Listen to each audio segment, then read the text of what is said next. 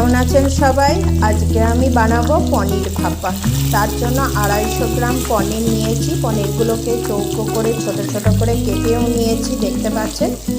সরষের তেল গরম করে তার মধ্যে পনিরগুলোকে দিয়ে দিয়েছি। পনিরগুলো একটু উল্টে পাল্টে নিয়ে তারপরে প্রসেসিংটা আসছে। বড় চামচের 3 টেবিল চামচ কালো সর্ষে, 2 টেবিল চামচ পোস্ত আর 1 টেবিল চামচ সাদা তিল নিয়েছি। এই সবগুলোকে আর নিয়ে নেব 4টে কাঁচা লঙ্কা। এই সব উপকরণগুলোকে একসঙ্গে মিক্সিতে পেস্ট করে নেব। কাপের মতো দুধ নিয়েছিলাম,